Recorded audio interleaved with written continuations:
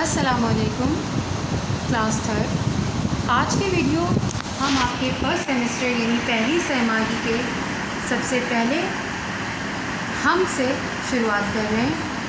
حمد اور نعت میں کیا فرق ہے؟ سب سے پہلے آپ کو یہ جاننا بہت ضروری ہے۔ حمد اس نظم کو کہا جاتا ہے جس میں اللہ تعالیٰ کی تعریف، حمد و ثنا بیان کی جائے۔ اسی طرح یہ ہم مشہور شاعر سلیم فاروقی کی تحریر کی ہوئی ہے، جس میں انہوں نے اللہ تعالیٰ کی بے شمار ان گنت صفات کا ذکر کیا ہے مختلف اشعار میں۔ میں آپ کو ایک ایک شعر کو الگ الگ پڑھ کے اس کا مطلب سمجھاتی جاؤں گی۔ سب سے پہلا شعر ہے: تو ہے سب کا پالن ہار، تجھ سے روشن سب گھر بار، پھول کھلائے باغوں میں، پیڑ اگائے باغوں میں۔ تو ہے سب کا پالن ہار ایک مشکل لفظ ہے شاید آپ کے لیے، جس کا معنی ہے پالنے والا، یعنی اللہ تعالیٰ کی صفت ہے کہ وہ رازق ہے۔ تمام کائنات میں جتنی شے ہیں، کائنات میں یا سمندر کی گہرائیوں میں جو مخلوق ہے، جتنے بشر، جن و انس، ذرات، حشرات الارض، کیڑے مکوڑے، غرض یہ کہ ہر چھوٹی سے چھوٹی شے تک رزق پہنچانے کا ذمہ اللہ تعالیٰ نے لے رکھا ہے، اور اللہ پاک ہر مخلوق کو رزق تقسیم کر رہا ہے۔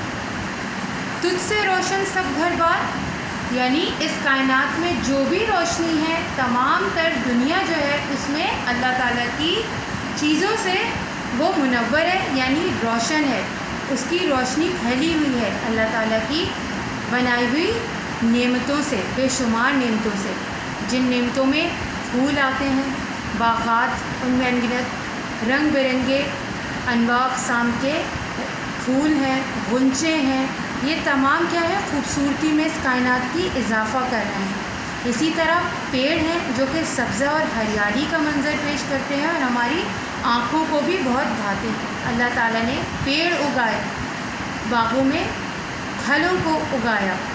سورج چاند چمکتے ہیں، تارے خوب دمکتے ہیں، یعنی سورج چاند جو کہ روشنی، توانائی پہنچانے کا ذمہ ہے۔ سورج جب طلوع ہوتا ہے تو وہ دن کا پیغام لے کر آتا ہے، جیسا آپ سب جانتے ہیں نا، جب سورج طلوع ہوتا ہے تو کیا وقت ہوتا ہے بھائی؟ آپ اٹھتے ہیں، اللہ تعالیٰ کی حمد و ثنا کرتے ہیں، اپنے رب کو یاد کرتے ہیں، نماز ادا کرتے ہیں، اور پھر آپ اپنے اسکول آتے ہیں۔ ٹھیک ہے، ہمیں دن کا کس طرح معلوم ہوتا ہے؟ سورج کی روشنی سے۔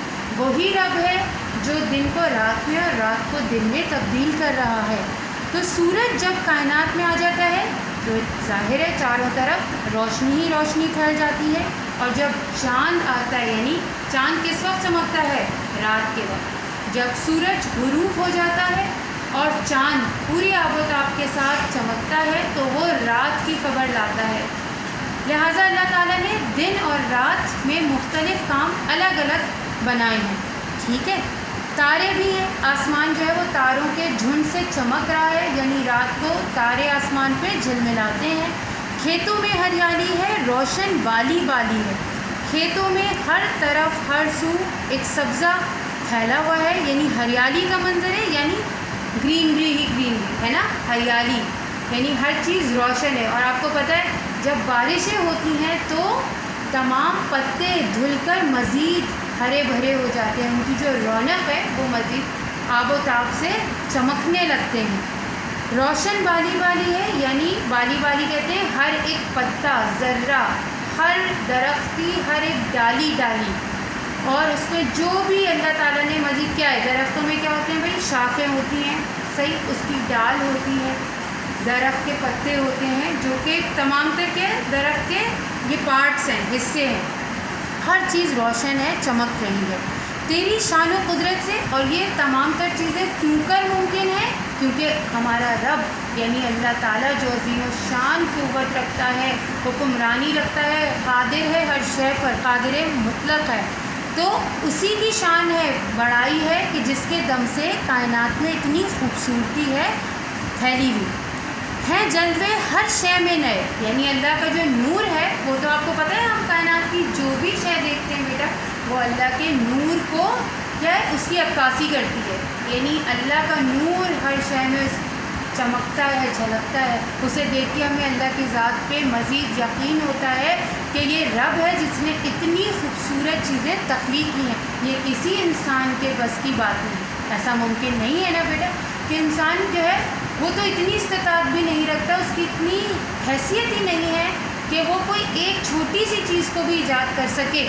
یہ ہمارا رب ہے جو بڑی سے بڑی اور چھوٹی سے چھوٹی چیز کا تخلیق کرنے والا ہے، خالق ہے. رنگ و مزاج ہر ایک کا جدا، یہ بھید کوئی کیا سمجھے گا. اللہ تعالیٰ نے اسی طرح مختلف رنگ دیے ہیں چیزوں کو، اور ہر چیز کا ایک مزہ بھی رکھا ہے نا، یعنی ذائقے بھی ہیں اور ہر چیز کا ایک الگ رنگ و روپ بھی ہے. یہ بھید کوئی کیا سمجھے گا، یعنی اللہ تعالیٰ کے جو راز ہیں، اس کی جو حکمت ہے، بصیرت ہے، وہ کوئی نہیں سمجھ سکتا. یعنی کسی بھی شے کو تخلیق کرنے کا اللہ کی اس میں کیا حکمت ہے، یہ ہم جتنا بھی چاہیں، انسان جتنی بھی سوچ سمجھ لے، اللہ کی حکمت کو ہم نہیں پہنچ سکتے. یعنی اس کی کیا دانائی ہے، اس بات میں اللہ کی کیا حکمت ہے، اس کا کیا راز پوشیدہ ہے، اس کی تہ میں کوئی نہیں جا سکتا.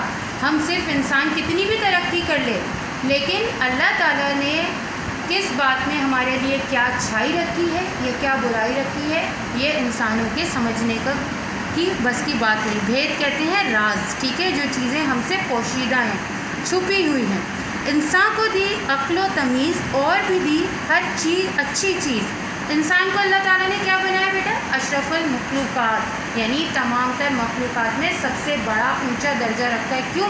کیونکہ ہمیں عقل دی، شعور دیا، تمیز دی کہ ہم اچھائی برائی میں فرق کر سکیں، حلال حرام میں فرق محسوس کر سکیں. جانوروں میں کیا اللہ تعالیٰ نے یہ صفت نہیں رکھی.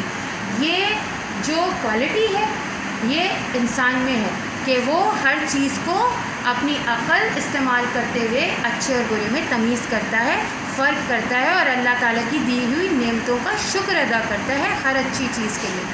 ہم بھی سلیم اس رب سے ڈریں، کام اس کی مرضی کے کریں. آخری شعر میں شاعر نے اپنا تخلص استعمال کیا ہے، چونکہ شاعر کا نام اس میں شامل ہے سلیم فاروقی. تو آخری شعر میں جب بھی شاعر کیا ہے اپنے نام کا استعمال کرتے ہیں تو اس میں وہ کہلاتا ہے تخلص، ٹھیک ہے. تو اس میں وہ اپنا نام استعمال کرتے ہوئے اپنے آپ کو مخاطب کر کے کہہ رہے ہیں کہ سلیم یعنی تمام تر لوگوں میں بھی شامل ہوں، تو مجھے بھی اس رب سے ڈرنا چاہیے ہر لمحہ ہر لحظہ، اور تمام کام اس کی مرضی منشا کے مطابق کرنے چاہیے جس میں ہمارا رب ہم سے راضی رہے، خوش رہے، اور ہم کوئی ایسا کام نہ کریں جس سے اللہ تعالیٰ کی ناراضگی کا خدشہ ہو. تو یہ آپ کی حمد ہے. انشاءاللہ تعالیٰ اس کا کام آپ ٹائٹل پیج بنائیے. میں نے آپ کو اس میں ایکسپلینیشن دی ہے اور اس کے مشکل الفاظ اور تشریحات شاعر کے حوالے کے ساتھ ہم اپنی نیکسٹ ویڈیو میں آپ کو یہ کریں گے.